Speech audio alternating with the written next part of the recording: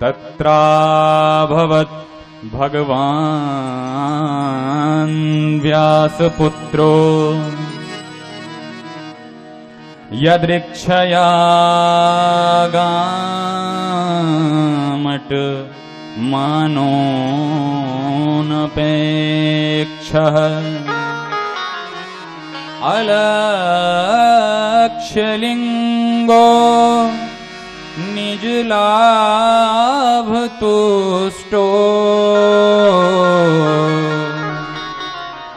वृतश्च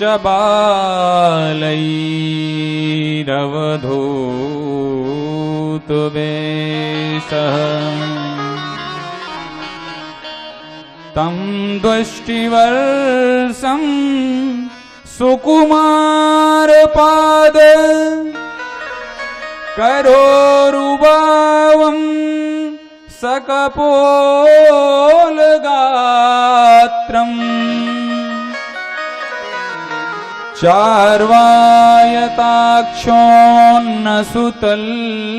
चार्वायताक्षोन्नसुतल्यकर्ण शुभ्राननं कम्बुसुजातकण्ठम् शुभ्राननं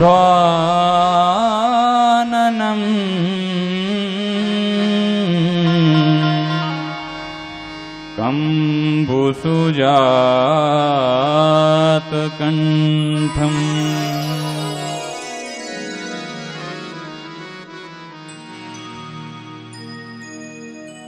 परम मंगल में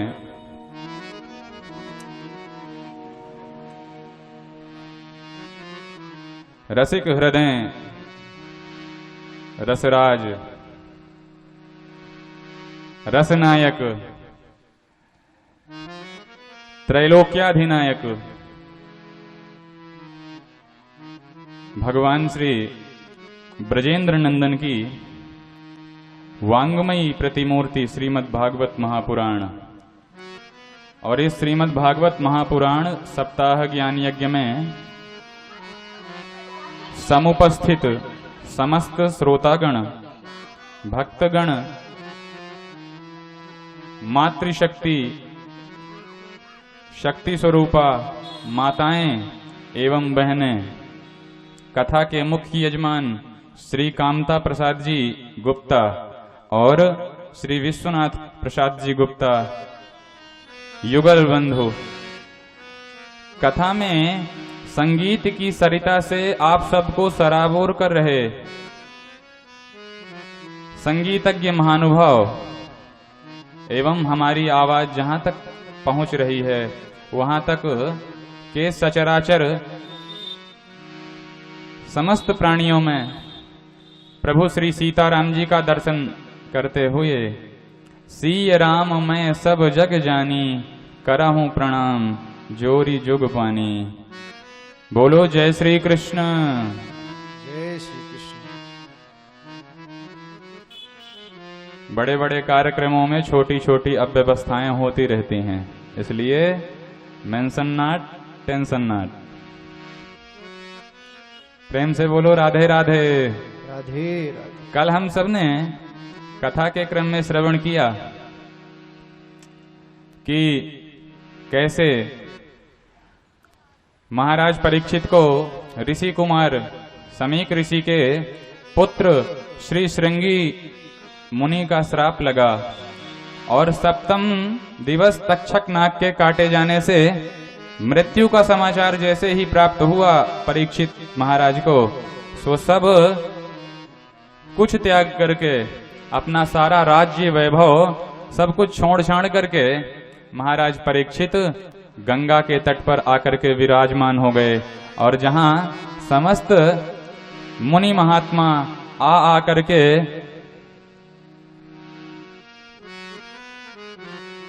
महाराज परीक्षित से भेंट करते हैं। महाराज परीक्षित सबका अभिवादन करते हैं, सबको वंदन करते हैं और उसके बाद सबसे एक प्रश्न करते हैं विनम्रता के साथ कि म्रियमाणस्य किम कर्तव्यम, मरण धर्मा प्राणी को क्या कर्तव्य है। क्या अकर्तव्य हैं? मरण धर्म प्राणी, जिसकी मृत्यु अत्यंत निकट है, उसे क्या करना चाहिए? कोई भी महापुरुष यह बता नहीं पा रहा था कि इतना शीघ्र मर जाने वाले के कौन से उपाय करने चाहिए। पर उसी समय हजार हजार वर्ष के महात्माओं के बीच मात्र 16 वर्ष की अवस्था के श्री व्यासनंदन परमहंस शिरोमणि परिव्राजकाचार्य व्यास सोनो श्री राधा रानी के अनंत रसिक परम लाडले श्री सुखदेव जी महाराज का आगमन हुआ। श्री सुखदेव जी महाराज को देख करके सारे ही मुनि महात्मा उठ करके उनका अभिनंदन करते हैं, क्योंकि जो तेजस्वी होता है, जो तपस्वी होता है, जो स्वयं के स्वरूप में परिनिष्ठ हो चुका होता है, वही संत समाज में श्रेष्ठ माना जाता है। संत समाज में आयु से श्रेष्ठता नहीं प्राप्त होती। संत समाज की श्रेष्ठता मानी जाती है, संतों की श्रेष्ठता मानी जाती है ज्ञान से, उनके तप से। वो कितने ज्ञानवान हैं, वो कितने तपस्वी हैं, संत समाज का निर्धारण इस बात से होता है। संतों के कैडर का अनुमान इस स्थिति से लगाया जाता है। अब हमारे जितने भी व्यवस्थापक हैं वो अपने अपने स्थान में शांति के साथ बैठे रहें। अब उठ उठ करके आप आएंगे और जाएंगे तो फिर गड़बड़ी होगी। तो अब जो अपना स्थान ले चुके हैं वो प्रेम पूर्वक भगवान की मंगलमयी कथा का श्रवण करें। सविष्णुरातो तिथय आगताय तस्मै सपर्यां शिरसा जहार ततो निवृत्ता ह्यबुधा स्त्रियोर्भका महासने सोपविवेश पूजितः। सुखदेव जी महाराज आए तो कैसे आए? अवधूतावस्था में, माने तन में उनके एक लंगोट तक नहीं है, क्योंकि वो अलक्ष्य लिंग हैं। स्त्री पुरुष क्या कहलाते हैं, स्त्री पुरुषों में क्या भेद है, इस भेद से सर्वथा रहित हैं। उन्हें सचराचर जगत में ब्रह्म का ही दर्शन होता है। इसलिए सुखदेव महामुनि परम अवधूतावस्था को प्राप्त हैं, और इसीलिए उनके शरीर में किसी भी प्रकार की ग्रंथि नहीं है, यहां तक कि यज्ञोपवीत की भी ग्रंथि नहीं है। निज लाभ तुष्ट निजाभ्याम श्री राधा कृष्णाभ्याम तयो एव दर्शन लाभः तेषां संतुष्टः निज लाभ तुष्टः। ऐसे परमहंस हैं श्री सुखदेव जी महाराज, ऐसे ब्रह्मज्ञानी हैं श्री सुखदेव जी महाराज। तो जब अवधूतावस्था में, नग्नावस्था में सुखदेव महामुनि चलते हैं, बस माताओं आपकी भक्ति के क्या कहने। भगवान का श्री विग्रह बगल में भी लगा हुआ है, तो कृपया मंच के किनारे से ही आकर के भगवान को दंडवत करके वो बैठ जाएं, और हो सके तो अपने स्थान से ही भगवान को प्रणाम करके बैठ जाएं। अभी मंच तक चल के आने की कोई भी आवश्यकता नहीं है, क्योंकि आप मंच तक चल के आते हैं तो भगवान फिर आपको ही देखने लग जाते हैं और कथा रह जाती है। तो चूंकि सुखदेव महामुनि के तन में कोई वस्त्र नहीं है, लेकिन सुखदेव महामुनि का स्वरूप बड़ा प्यारा है, स्वरूप बड़ा जोरदार है, बहुत ही अद्भुत है। इसलिए उनके स्वरूप को देख करके कई युवतियां, कई स्त्रियां उनके पीछे पड़ जाती हैं। और उनके तन में कपड़े नहीं हैं तो कई बालक भी उनका उपहास उड़ाते हुए उनके पीछे लग जाते हैं। लेकिन जैसे ही चलते हुए सुखदेव महामुनि संत समाज में आए तो सारे ही संतों ने उठ उठ करके सुखदेव महामुनि का स्वागत किया, वंदन किया, अभिनंदन किया। और महाराज परीक्षित जी ने जब सुखदेव महामुनि का पूजन किया तो सारे ही स्त्री और बालक वहां से पलायन कर गए कि अगर महाराज को पता चल गया कि हम इन बाबा जी का अपमान कर रहे हैं, हम इन बाबा जी के पीछे लगे हुए हैं, तो हमको दंड मिलेगा। तो ततो निवृत्ता ह्यबुधा स्त्रियोर्भका, अर्भक माने बालक और स्त्रियां वहां से पलायन कर जाते हैं। और सुखदेव महामुनि का विधिवत पूजन किया महाराज परीक्षित ने एक दिव्य भव्य सिंहासन में पधरा करके।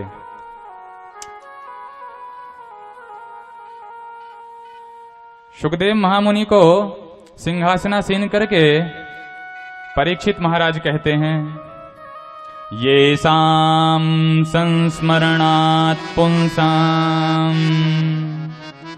ये शाम संस्मरणात् पुंसाम सद्यः शुद्ध्यन्ति वै गृहा, किं पुनर्दर्शन स्पर्श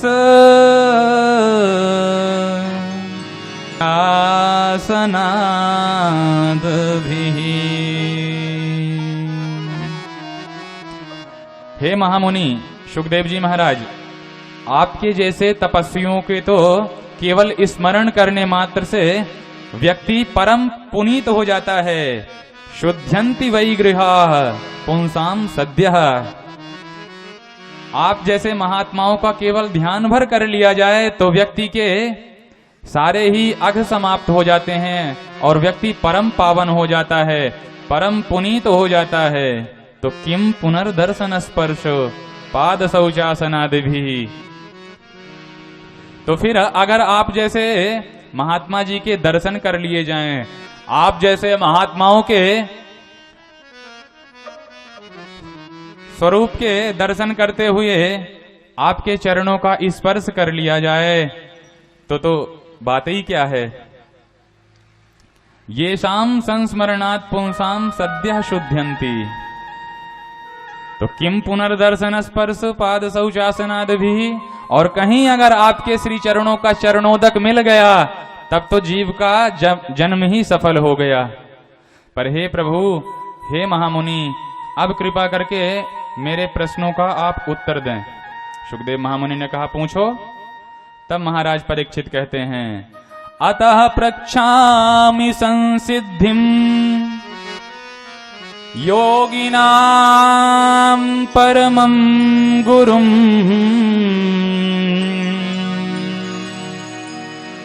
पुरुषस्येह यद् कार्यं म्रियमाणस्य सर्वथा। हे योगियों के भी परम गुरु, हे योगेश्वरेश्वर श्री सुखदेव जी महाराज, अब कृपा करके हम यह पूछ रहे हैं और आप बताने की कृपा करें कि हम जैसे मरण धर्मा प्राणियों के क्या कर्तव्य हैं, हमको क्या करना चाहिए। और जैसे मुनि ने महाराज परीक्षित का यह प्रश्न सुना तो सुखदेव महामुनि मन में प्रसन्न हो गए और मुख में मुस्कान रख करके और अपना प्रथम शब्द उच्चरित करते हैं। और यहीं से श्रीमद् भागवत के द्वितीय स्कंध का प्रारंभ होता है, जहां से श्री सुखदेव महामुनि जो भागवत के मुख्य वक्ता हैं उनकी वाणी का उद्भव होता है, उनकी वाणी प्रकट होती है। सुखदेव महामुनि भाव में भर करके महाराज परीक्षित को सांत्वना प्रदान करते हुए कहते हैं, वरीयाने सते प्रश्न कृतो लोकहितं नृप आत्मवित् सम्मतः पुंसाम् श्रोतव्यादिषु यः परः। सुखदेव महामुनि कहते हैं, भो नृप ते प्रश्नः वरीयान्। महाराज, आपका प्रश्न बहुत ही उत्तम है, श्रेष्ठ है। क्यों श्रेष्ठ है? क्योंकि आपने अपने कल्याण की कामना से यह प्रश्न नहीं किया है, आपने जगत मंगल के निमित्त से यह कामना की है।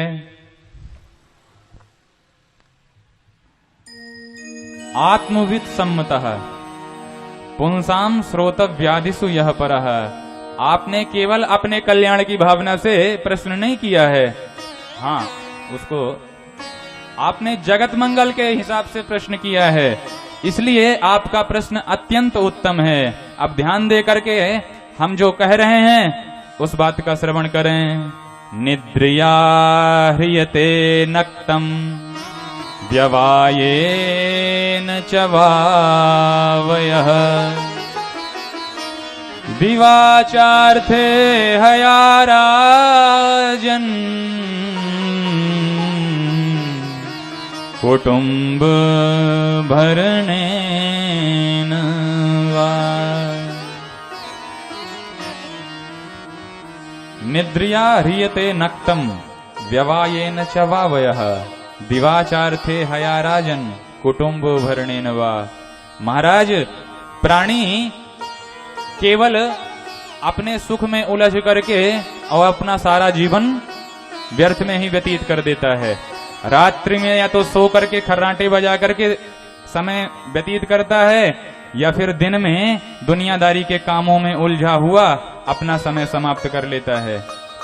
और कुछ समय अगर उसके पास शेष भी रह जाता है तो भगवान की भक्ति न करके कुटुंब भरणेन वा, केवल अपने परिवार के पालन पोषण करते हुए ही अपना समय समाप्त कर लेता है। और आपका प्रश्न है कि मरण धर्मा प्राणी का कल्याण कैसे हो? जिसकी मृत्यु 7 दिनों के अंदर होने वाली है उसका कल्याण कैसे हो? तो राजन, केवल आप ही 7 दिनों के अंदर नहीं मरने वाले हैं। अरे संसार का कोई भी प्राणी है ना, वो 7वें दिन ही मरता है, क्योंकि दिन सबके पास 7 ही होते हैं। इतवार, सोमवार, मंगलवार, बुधवार, बृहस्पतिवार, शुक्रवार, शनिवार, ये 7 ही दिन तो होते हैं सबके पास। और इन्हीं वारों में एक दिन यह पांच भौतिक शरीर निराकार हो जाता है। अतएव केवल आपके पास ही 7 दिन नहीं है, जगत के सारे प्राणियों के पास इतना ही समय है। लेकिन फिर भी आश्चर्य यह है कि प्राणी आत्म कल्याण की बातें नहीं सोचता है, प्राणी अपने कल्याण की कामना नहीं करता है, केवल और केवल विषय विलास में पड़ा हुआ अपना सारा जीवन नष्ट कर देता है। तो महाराज परीक्षित ने प्रश्न किया कि फिर प्रभु हमें करना क्या चाहिए? तब सुखदेव महामुनि कहते हैं, तस्मात् भारत सर्वात्मा भगवान ईश्वरो हरिः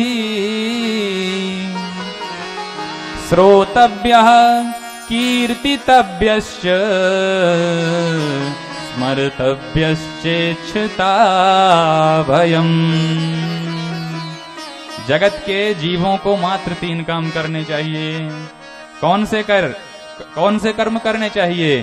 तो कहते हैं, पहले भगवान की कथा का श्रवण करे, श्रोतव्यः।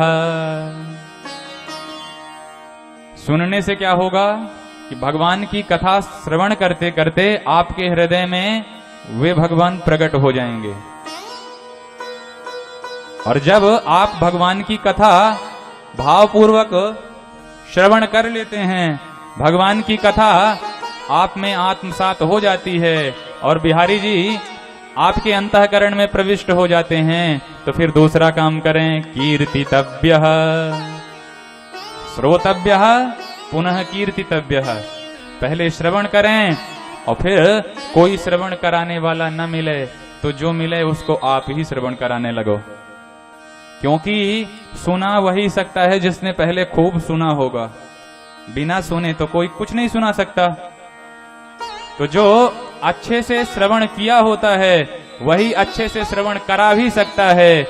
इसलिए गाने का कार्य, श्रवण कराने का कार्य दूसरे नंबर पे है। पहले श्रोता, पुनः आप वक्ता बन जाइए। तो पहले भगवान की कीर्ति कौमुदी का मन लगा करके सत्संग इत्यादि में जा करके खूब श्रवण रसपान करो। और जब आपको कोई श्रवण कराने वाला न मिले तो फिर जो मिले उसको आप ही श्रवण कराने लग जाओ। और जब कोई न श्रवण करने वाला मिले न श्रवण कराने वाला मिले तो फिर क्या करें? तो कहते हैं स्मर्तव्य, नितांत एकांत में शांत बैठ करके श्री लक्ष्मीकांत जी का, श्री प्रिया प्रियतम का चिंतन करो, स्मरण करो। इसलिए ये 3 कार्य जिसने अपने जीवन में अभ्यास पूर्वक कर लिए तो उसका होगा क्या? बोले फिर वह जन्म मरण के चक्कर से छूट जाएगा और उसका कल्याण जीवन रहते ही हो जाएगा। भगवान की कथा में मन लगे, इसके लिए क्या प्रयत्न करने चाहिए? इसके लिए शरीर को कैसे अभ्यस्त किया जाए? तब सुखदेव महामुनि कहते हैं कि भगवान की कथा में मन लगाने के लिए, भगवान के चरित्रों में मन लगाने के लिए 3 कार्य 4 कार्य अनिवार्य रूप से करने चाहिए। कौन कौन से? तब सुखदेव महामुनि कहते हैं जितासनो जित श्वासो जित संगो जितेन्द्रिय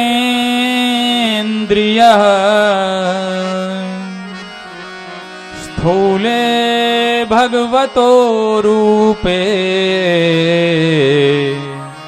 मनः संधारये धिया। बोलो जय श्री कृष्ण। सबसे पहले जितासन बनिए, आसन को जीतिए। और आसन जीतने का क्या उपाय है? बोले एक आसन पर अधिक से अधिक देर तक बैठने का प्रयास करो। एक आसन पर रीढ़ की हड्डी सीधी करके, कमर सीधी करके और अधिक से अधिक देर तक बैठने का प्रयत्न करिए। तो इससे क्या होगा? बोले आपका आसन सिद्ध होगा।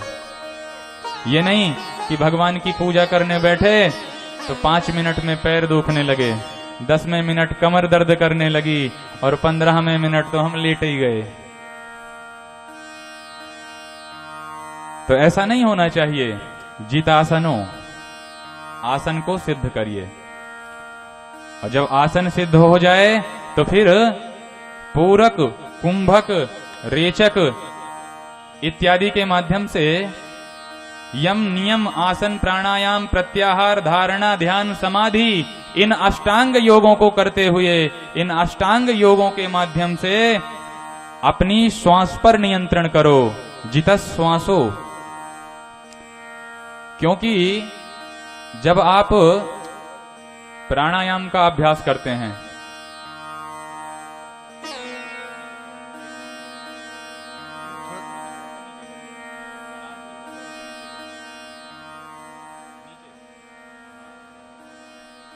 जब आप अपनी श्वास पर नियंत्रण करना सीख जाते हैं तो आपका मन स्वतः आपके संयम में आ जाता है, आपके नियंत्रण में आ जाता है।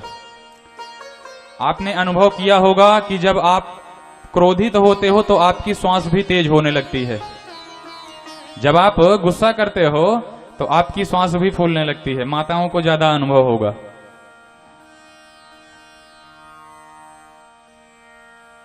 आपकी श्वास जितनी ही मंद गति से चलती है आपका मन उतना ही शांत रहता है, और श्वास जितनी ही तीव्र रहती है मन उतना ही व्यग्र होता है। तो मन को शांत करने का सबसे सरल उपाय है कि अपनी श्वास धीमी गति से लें। और श्वास मंद गति से लेने के 2 लाभ हैं। पहला तो मन शांत होता है और दूसरा आयु में वृद्धि होती है, आयु बढ़ती है श्वास के धीरे लेने से।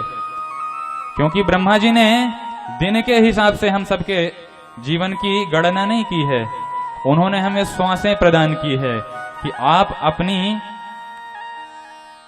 कितनी श्वासें लेकर के आए हैं, उन श्वासों को कैसे खर्च करना है, यह सीखने के लिए आपकी श्वासें आपके नियंत्रण में हों और आप जितस श्वास बनिए।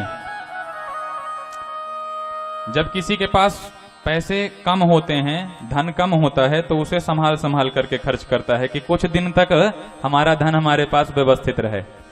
ऐसे ही हमारे पास श्वास सीमित हैं, क्योंकि हम लोग जो कलयुग के प्राणी हैं उनकी जो औसत आयु है आजकल की वो 60 से 70 वर्ष की ही है। और इतने दिनों के हिसाब से हमें जितनी श्वासें मिली हैं, अगर हम उन्हें धैर्य पूर्वक संयम पूर्वक खर्च करते हैं तो हमारा जीवन स्वतः बढ़ता है। इसलिए पूरक, कुंभक, रेचक इत्यादि के माध्यम से अपने श्वास पर नियंत्रण करना सीखो। जब श्वास पर नियंत्रण हो जाए, जब आप श्वास पर नियंत्रण करना सीख जाएंगे तो फिर एक काम और करिए, बोले जित संगो, अपना संग जीतना शुरू करिए। संग जीतने का अर्थ अपना संग व्यवस्थित होना चाहिए। कभी भी किसी ऐसे पुरुष का संग न करो जिसके साथ करने से आपके मन में गड़बड़ी आ जाए, जिसके साथ करने से आपका जीवन विचलित होने लगे, जिसका साथ करने से आपके जीवन में अपवित्रता आए, ऐसे व्यक्ति का संग बिल्कुल न करो। सत्संग इत्यादि के माध्यम से अपना संग बनाइए, क्योंकि प्रायः आज सबसे बड़ी विडंबना समाज की यही है कि मैत्री में पढ़ करके हम ऐसे लोगों का साथ कर लेते हैं जो न तो खुद अच्छे होते हैं और न फिर हमें ही अच्छा रहने देते हैं। तो अगर भाई जैसा करोगे संग वैसा चढ़ेगा रंग। इसलिए जित संगो, अपना संग सुधारिए। और संग सुधारने का अर्थ आप संतों के साथ में लगिए, आप भक्तों के साथ में लगिए, जिससे आपके जीवन में स्वतः भगवदा रंग चढ़ने लगेगा। और जब आपको भगवान का रंग लग जाएगा तो आप भी संतों के सदृश ही, भक्तों के सदृश ही बन जाएंगे। इसलिए तीसरा कार्य करना है जित संगः। और जित संग बन करके करना क्या है? आप जिस स्थिति में रहें, जहां रहें, जिस हाल में रहें, केवल भगवान का ही स्मरण करते रहें। काम करते चलो, नाम जपते चलो, हर समय कृष्ण का ध्यान धरते चलो। मुरली वाले को मन से रिझाते चलो।